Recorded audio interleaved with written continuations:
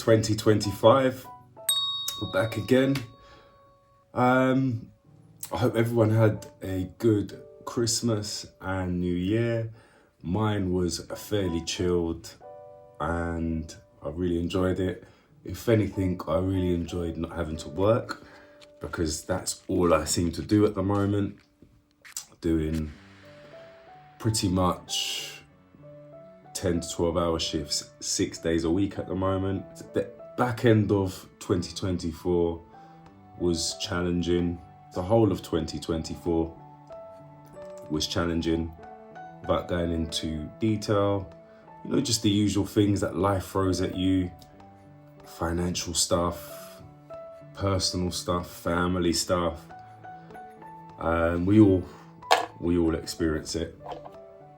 I think the plant hobby is a great addition to the other hobbies I have in my life, because one of my other hobbies that I do spend, or have spent, because I haven't really done much with it recently, and that is music production. They keep me, let's say, sane, and I find it very therapeutic, more so with the plant hobby, because obviously with the music you're creating and entertaining people, whereas with the plant hobby you're almost taking care of living things. Well, you are, yeah, you're taking care of living things.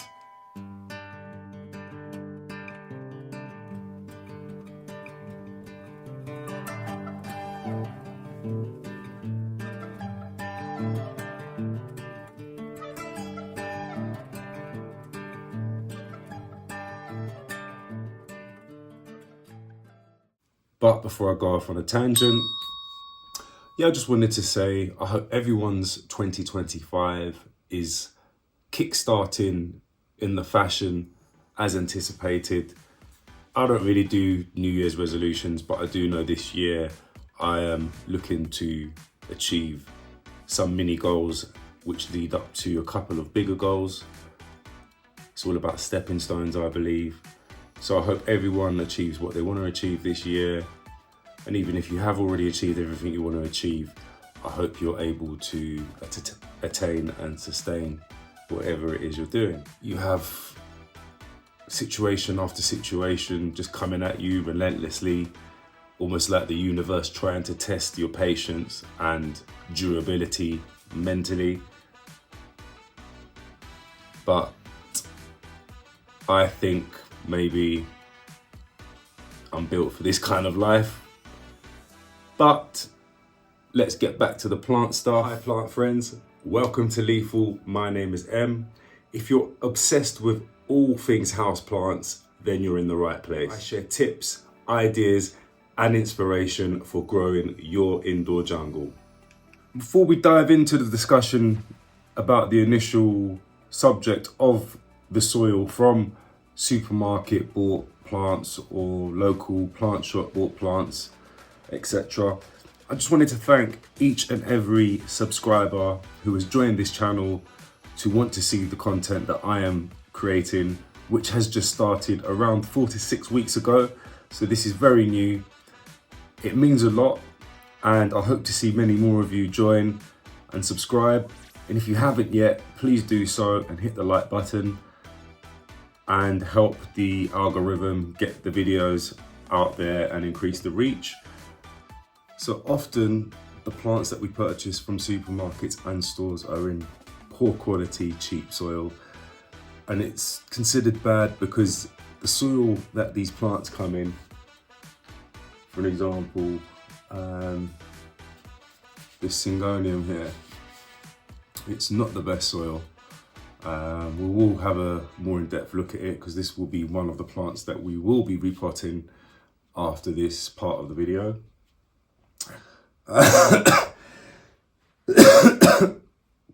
It's not the worst. It just doesn't have the aeration that I'm looking for. The drainage is okay, but most of the soil on the market in these plants that we buy have poor drainage. They lack the necessary nutrients. They may contain contaminants like debris or unwanted seeds from weeds. which is used a lot of the time. So overall, that doesn't provide the optimal environment for healthy plant growth compared to higher quality soil, which you can make at home. Or you can buy it, but today we're emphasizing on making your own. So this will lead to stunted growth in some plants and, unsuccessful indoor jungle gardening efforts, which is not what we want. So essentially you get what you pay for, and everyone's different. I could buy some of these soils and I might try some, but I prefer to do it myself, and I'm going to show you how I do it. Reasons why cheap soil is problematic is the ingredient quality. So they always use low quality materials in the cheaper ones, and it lacks essential components like nutrient deficiency, which I suppose is one of the backbones of the plant's success if you want it to thrive. So the cheap soil often doesn't have much nutrients added to it, so that is no good for the plant in itself, meaning your plants will have to struggle to find the necessary elements for growth. Also might find large chunks of rock and sticks within some cheaper soil mixes, and saying that one of the compost mixes that I use to mix into my mix, I have found pieces of which looks like sticks, but I think they might be bark, but I'm going to start removing some of those out, and that can sometimes hinder the root development, I think, if they're too large. So look out for that as well if you are buying some compost that are above the cheaper range, because I don't think it's just the cheaper ranges that do have the unwanted sticks in there. Well, I've not really seen large chunks of rock yet in any of the mixes that I've bought, so yeah. I think it would cost an absolute fortune for the bigger nurseries and large wholesalers who are providing the plants to the shops and stores. It would cost them too much to provide a chunky mix from the initial stage. Overall, you can get an idea of why the cheaper soil, which is in, I'd say, 80 to 90% of the plants that I buy personally, whether it be online, supermarket, big stores, which I'm not going to name, that sell homeware, lawnmowers, etc. You know who I mean. And also the smaller plant shops. And it's not their fault, because they're being supplied the plants from the nursery. Could be due to the fact that these large nurseries and greenhouse operations, their setup is completely different to our home setup, and they have big fans blowing. They've got lighting in some of them, which is going to create extra heat. I'll just drop my camera button.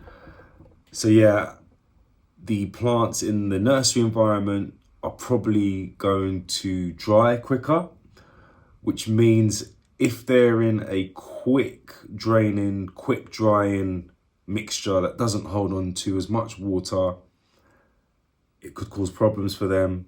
And they're going to be constantly overwatering, maybe, who knows. That's one reason why it could be that the soil always stays really damp, because I notice in a lot of these plants they take a while to dry up, namely this Syngonium that I've already shown you guys.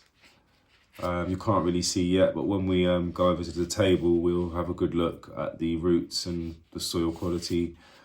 But yeah, this one does stay wet for a while compared to the plants which are in my own mix, and they do look completely different as well.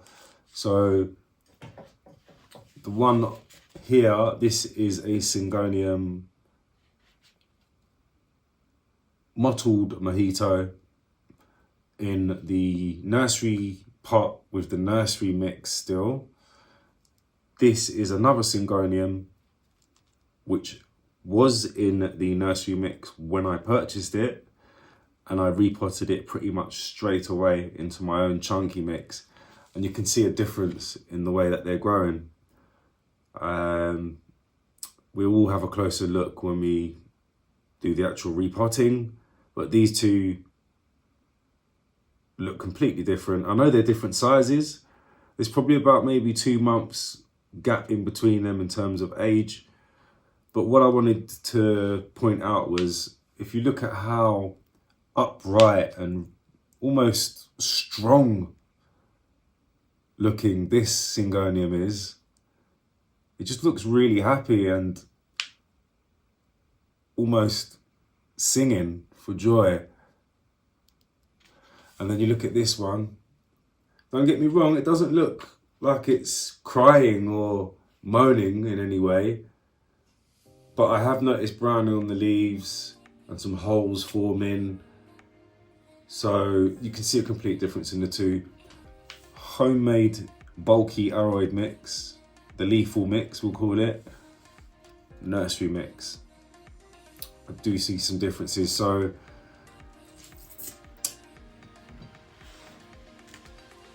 the conclusion is that the nurseries must be using a quite heavy cocoa based soil, which we can see, because like I said, 80% of the plants have this mix that holds on to water for quite a long time.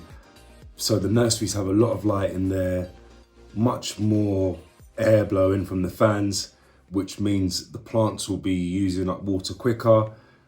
So it makes sense for them to have the cocoa mix, almost 100% cocoa, so that it holds on and retains more of the water, which will also minimize the amount they're having to water the plants. Because I think, you know, these places probably water daily as it is, so maybe they'd have to water 2-3 times a day if they had a much more airy, chunky mix that didn't really hold on to the water as long as the cocoa mix.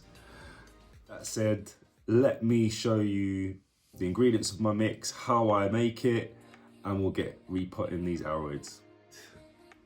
So I've got a empty container to mix the ingredients in. So first up, I'll show you the coconut chips. So these are just the shells of coconut, which I crushed manually with a hammer inside a pillowcase. I think I've got a video I'll pop in just to show you. And these were just bought for 50p each at the local greengrocers. And what's in here was the equivalent of not even a whole coconut. I think it was like half of a shell and a little bit more. And I've got a little bit of the husk, because not all of them come husk heavy, but I did manage to get one previously, and this is some husk left over from the other coconut I had to make some previous mixes. But yeah, all you need is some nicely broken up chips like so. So that's your cocoa chips. I've also got some generic compost, which isn't the best and isn't the worst.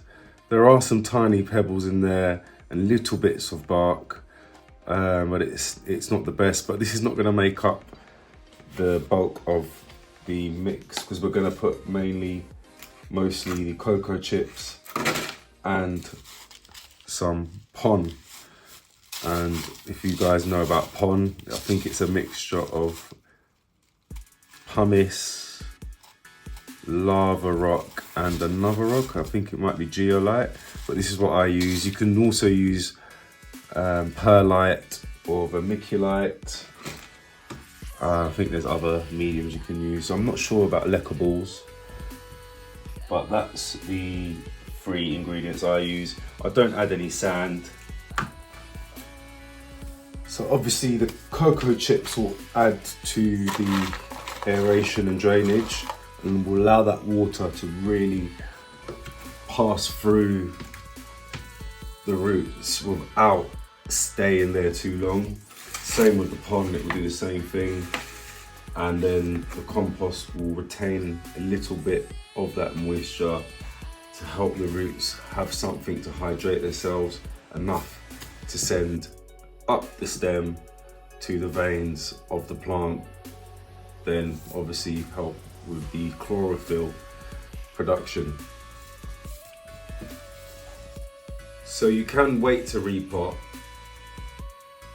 if the plant hasn't got used to your environment, because I wouldn't really suggest doing this as soon as you get a plant. I'm only doing this because it's been 8 to 10 weeks. I know it likes the environment and the growth has slowed down. But if you do decide to do it, irrespective of if you think it's ready or not, you can expect some leaf firing where leaves will yellow, and once the plant is fully happy and settled into the new soil mix, the leaf firing will slow down. But if that does happen, do not panic. It's pretty normal when you're repotting a plant. And I've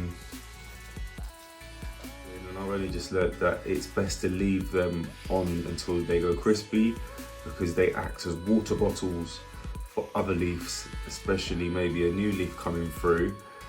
So yeah, once the plant has established in the new pot with the new soil, the leaf firing will stop and the yellowing will calm down completely. The reason why we want to clean off the roots as well completely of the old soil is because we're going to be switching texture, because this cocoa soil is used to holding on to moisture, whereas the new mix isn't. So if you've got bits of this old mix still on the soil, still on the root ball, it could still increase the risk of root rot, and we don't want that. So if you're changing the mix completely and the texture is going to change, and it has been like this where it does hold on to water for a long time, it is best to clean the roots completely, which is what we're going to do now. Right, so let's give it a go. What you can do is just squeeze the sides of the pot till you feel it starting to release. You want to be gentle because you don't want to cause any damage. Sometimes if it's too dry, you might need to cut it out, and especially if the plant is root bound.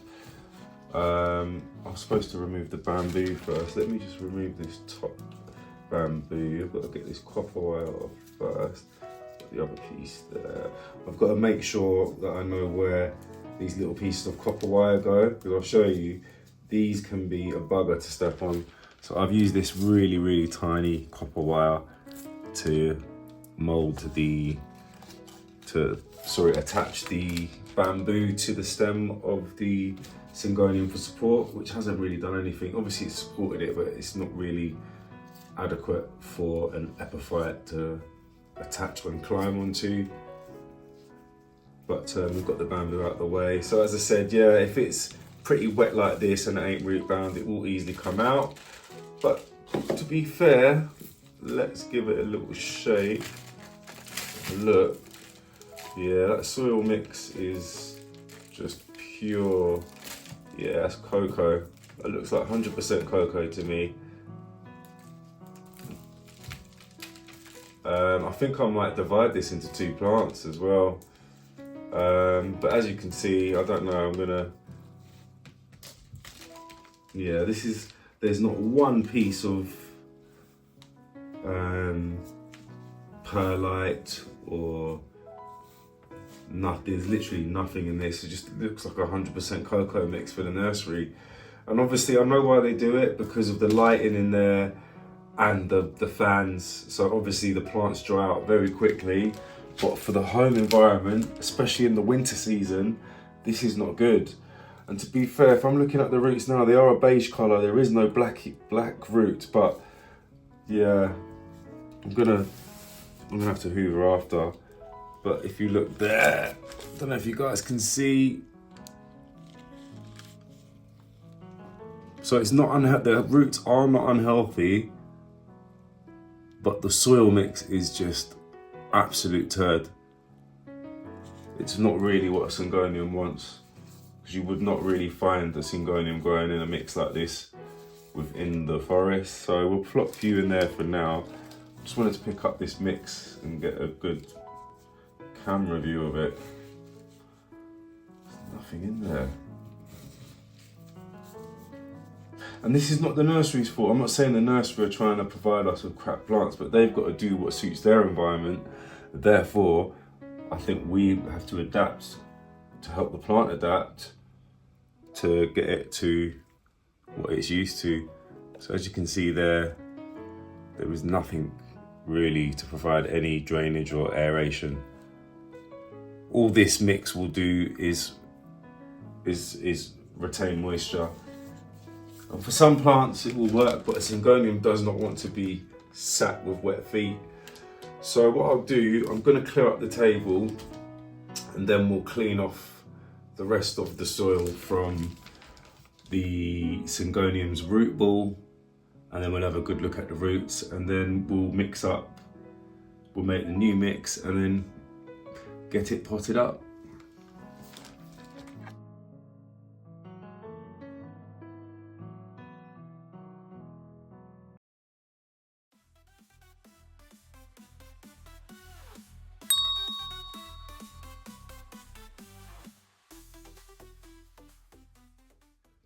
I just realised I was supposed to make the mix first. So what we'll do, we'll make the mix, and it's really simple. There's no real crazy measuring involved. I keep it really simple and just do equal parts of each. I always do it by eye. I can almost feel when it's the right texture and it's bulky and chunky as I want it. And you can kind of experiment with what parts you want for your desired texture, because some people might want it a bit chunkier for specific aroids, but this is just like a general mix that I do. I'm not saying anyone needs to follow this, but this is what I think works, because I've repotted, I think now 1, 2, 3, 4, a good 5, 6 plants, including this Monstera albo here in this mix. I've showed this plant in another video. That's the mix as well for this mycans, and this was dying pretty much, and part of it was rotting, which I had to cut away. And now there's some new shoots coming out really healthily, and the actual vine has actually extended in length since I've repotted it. So I know that this soil mix is definitely working for a climbing philodendron aroid. And this plant has been in this mix for about 3-4 weeks now, and if it wasn't right for it as an aroid mix, then by now I would have seen some sort of problem or a major concern arising, or something indicative of a problem.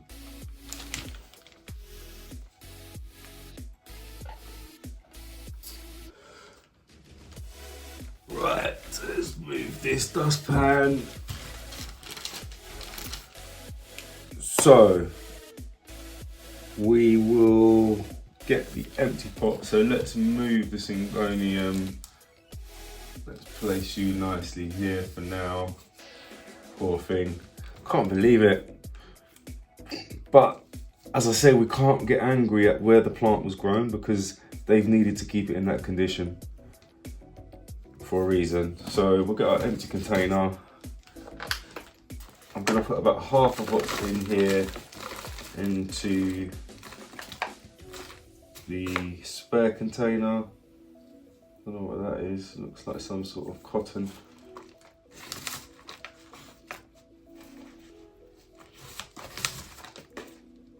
That should be enough. A little bit more. So I've got half that container filled with the compost. I'm going to break up half of the husk I had. You don't have to add this, but this is just an additional element I add for extra aeration. I'm just going to break it up in there, and it does really help. Some people add sand as well, and I know you can use worm castings instead of the compost, which I think would be a brilliant mix for anthurium. So, yeah, so worm castings, pung, cocoa husk and cocoa chips would be a brilliant mix for anthurium, which I think I'm going to do for my anthurium silver blush. But I'll do another video for that. So yeah, we've got a bit of the coconut husk in there, the compost, and now we're going to add at least a handful maybe 2 handfuls of the chips. The chips is going to be slightly less. I know I said do equal parts, but the chips don't have to be as equal as the compost. But I will make sure the pon is kind of equal. So in goes the pon. We'll take the pebbles out. I don't know what those pebbles are doing in there. They shouldn't be in there.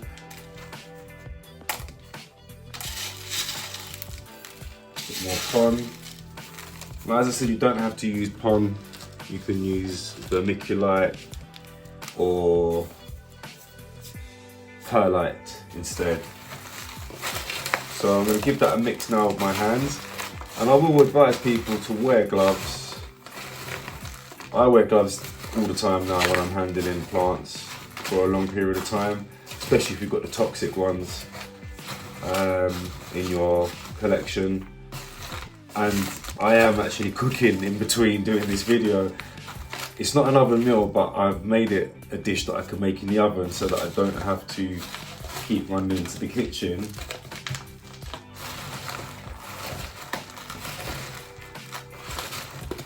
But yeah, it helps wearing the gloves generally.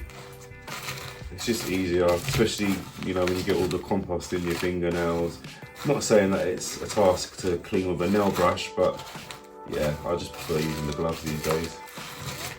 Get them in Sainsbury's, I think it's like a box of 20 for about £2. So yeah, you want to make sure that's mixed nice and evenly. I'm going to mix it further, you can see already. It is starting to mix up nicely. It's quite chunky, very foresty. And as I say, you can adapt it to your own preference. If you do decide to give it a go, make your own mix. If you need it sandier, add some sand. Because I think, you know, a similar mix to this with a bit more sand and less compost would be perfect for cacti and succulents. Perhaps. Don't hold me to it.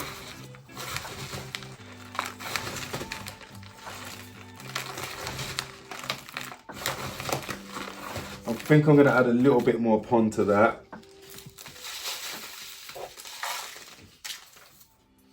Just to give it that little bit more variation. But you don't want it too chunky, because then sometimes if it's too chunky it won't hold on to the water as long as you want it to, and then you'll be watering the plant more frequently, which has happened to one of my plants, the satin pothos. I have to water that every 3-4 days in the winter, which is crazy. So yeah, I think that's about it really. That is perfect. The lethal, chunky, bulky forest floor aroid mix. Really simple, guys.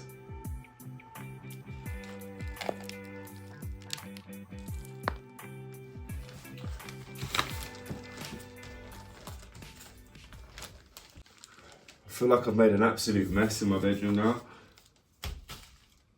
Hopefully one day I'll have enough space to have another room. I can actually have the lounge as a plant room, but I have to redesign everything in there and get loads of furniture.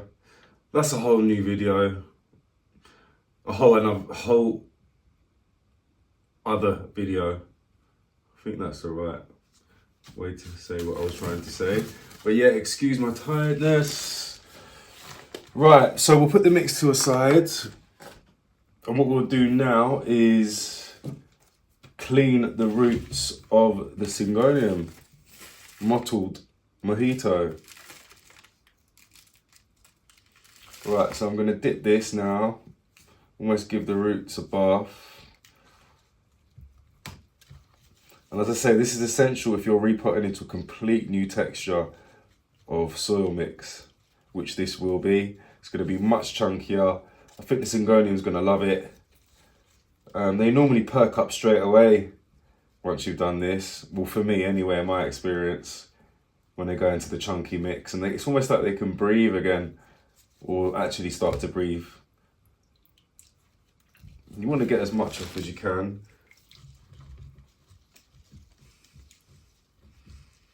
And this will also release any dying parts of the root ball that were mushy, because they'll just naturally release into the water as you're giving the root ball a bath.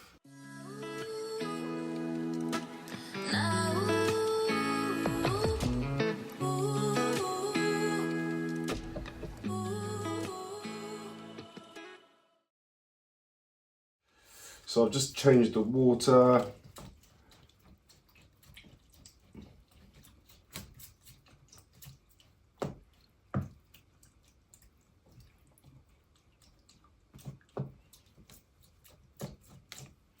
And the water is fairly lukewarm, so I didn't want to give it too much shock. It's going to be shock for it anyway, because any plant being repotted will go through shock. To be fair, when I've repotted the other Syngonium and another plant, I haven't really had any leaf firing going on, so I've been lucky.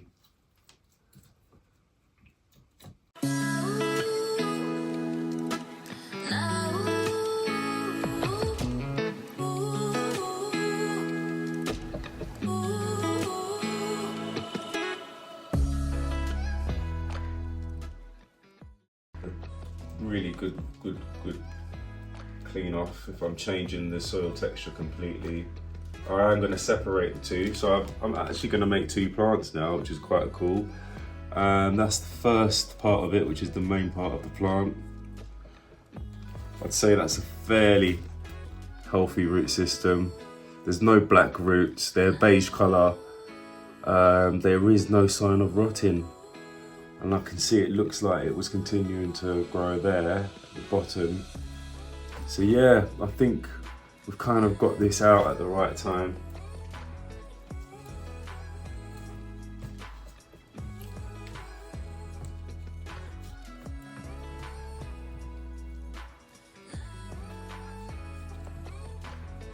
And what I'll do, I will do an update video at some point so you guys can see the progress of the repots.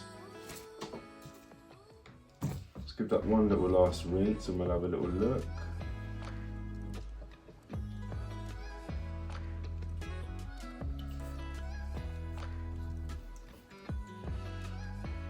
And you must be careful as well, because the roots are quite delicate when the plants are this young. I'd be delicate anyway, I'd be careful anyway. So this is the other side of it, which is a smaller plant. I don't know if maybe initially it was two plants or two cuttings put into one pot. It was actually, because if you look carefully, you can see where it's been cut. So that would have been one cutting. Aha. And if you look on the other one, you can see the clear snip and the clear snip at the top there, where it was probably cut off a mother plant.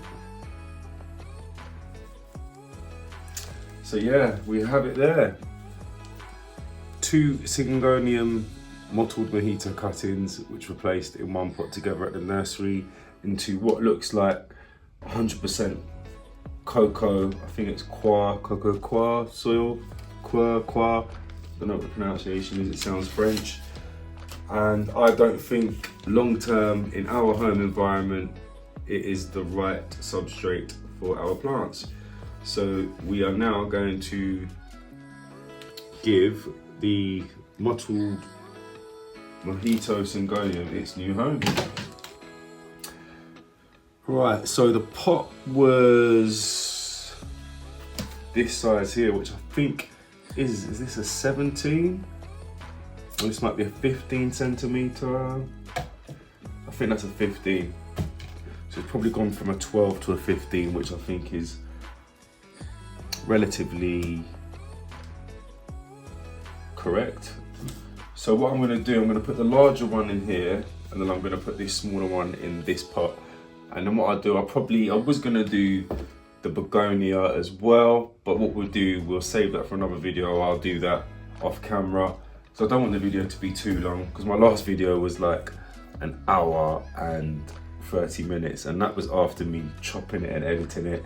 So I thought, oh God, this is too long. I don't want this one to be as long. It already feels like it's near to that, or it's gonna be that long anyway, but I'm trying to not make them so long. Right, so what I'm going to do, I'm just going to pop some of the mix in the bottom of the pot first. I'm going to end up needing to make another mix.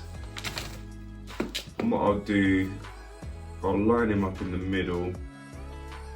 I don't want to bury it too deep because that can cause rotting on the stem.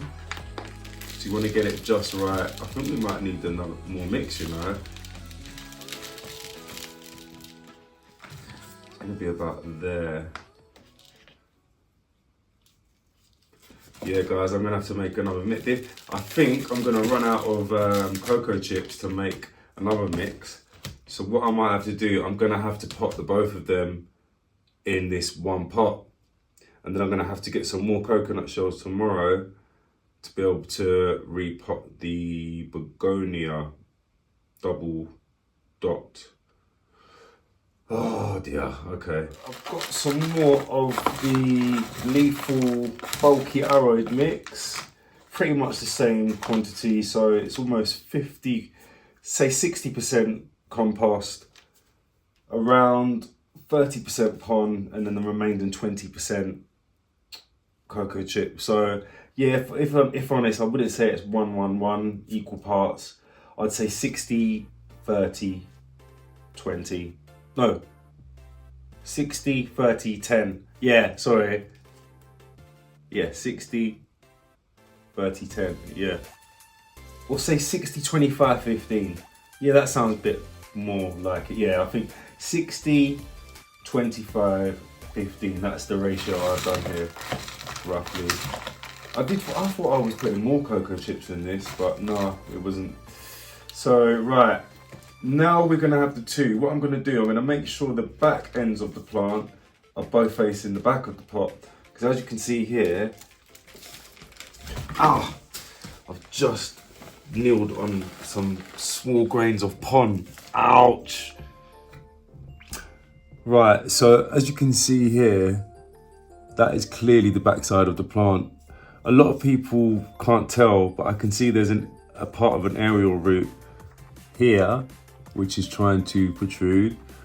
And I can just generally see that is the back of the plant. So what we'll do, we'll make sure that that is placed facing that way. And this one, it looks like, I'm not quite sure of this one because it's not that. Aha, I can see a tiny, tiny, tiny aerial root on this side here. I don't know if you can see that. Tiniest aerial root there. Okay. Right down there. So I know to have this plant planted like this. Okay. So this is roughly, I'm going to take some out. That's it. This is roughly where this one needs to go. So what I'll do, I like to audition first before I actually plant the remaining soil. So what I've done, I've filled it halfway. I've sort of sat the roots comfortably inside. I know a lot of people like them to go right to the bottom of the pot. I put them sort of halfway up and let them find their way to the bottom of the pot, so they naturally sort of bed in to the new mix on their own accord, which seems to work for me. It might not work for you, but it works for me. I'm not saying you have to adopt that same methodology, but that's what I do. And obviously delicately. So now I'll start to backfill and fill the remaining gaps. I'm going to hold it in place while I do this. Yeah, we're nearly there. Yeah, what do you face around that way? That's it.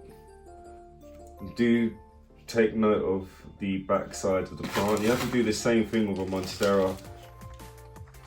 Otherwise the aerial roots will not be able to attach equally. Get the rest in. And there we have it.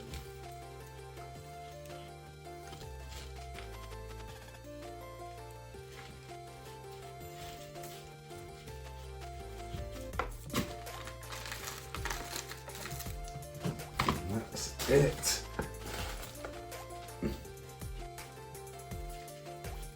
Now you want to press down firmly, but not too firm. But eventually, as you water it and the plant settles in, there we are. So I will put a plank behind here so that the aerial roots can attach, and that will grow nicely. Level it off a bit.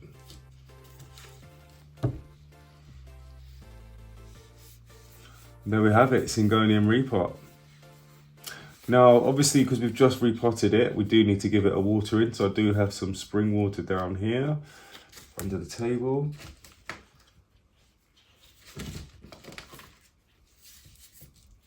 You can see this does need support already.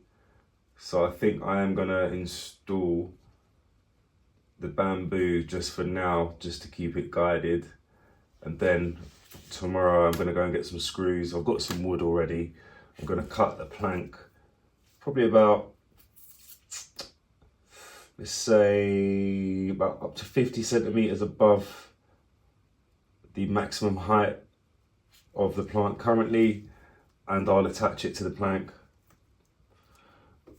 But yeah, we'll water it now, give it a good watering, and see how it gets on over the next few weeks, and we'll do an update video. So we're now going to give our Syngonium a nice watering. You always want to do that with a fresh repot, and that just helps the roots to stay hydrated and make sure they get a good head start. So I'm using pure rainwater here, which I harvest from the spring. Just going to give it a nice good lug.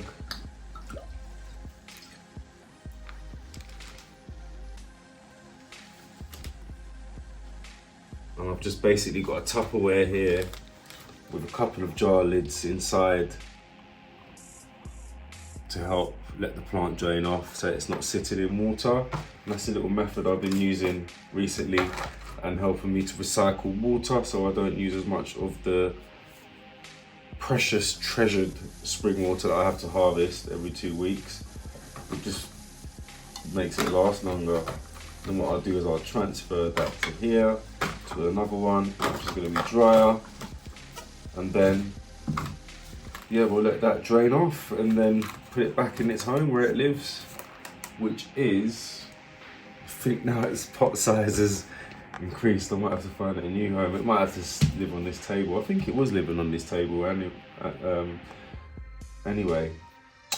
But yeah, that's pretty much it. There's no more you really need to do after that point. It's good to go.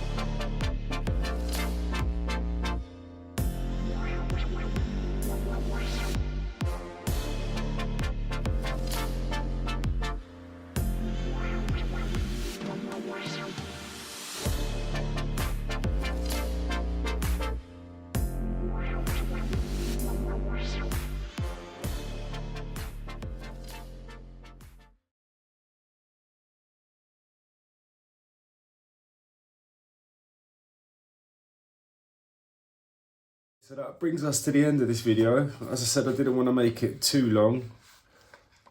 Hope it was informative and down to the point, and you grasped what I'd done here and how I make this chunky mix. As I say, it might need to be adapted for certain plants, but your general aroid like a monstera, a syngonium, a philodendron, To name a few, will all probably do well in this mix. I've got epipremum in this mix, it does well. So I'm sure your average aroid is gonna thrive in this soil, and all my plants have been thriving in this particular mix so far. And I hope it is useful to some of you. So I hope it doesn't start leaf firing and I start getting the yellowing syndrome. But yeah, hopefully, touch wood, I am confident, to be fair, it ends up being as healthy as its cousin here. I think this one is the Syngonium milk confetti. So it's like a remix of the Syngonium confetti. I think the only difference is the pink variegation is like tiny speckled pink, and the Syngonium confetti is slightly darker green, not as milky looking. But yeah, that's it for today. As always, please subscribe if you're new here. If you're already subscribed, thank you. Hit the like button. If you think it's worth sharing, share it out to some of your people who are growing. But that's it from me, and I hope to see you on the next video, which should be dropping at the end of this week. It is now the 6th of January, Monday, at the time of this filming. So by the end of this week, we should have the next video done. But this one is vlog 6, I believe. And hopefully there's going to be many more. So thanks for watching. I'll see you guys soon. Keep it green.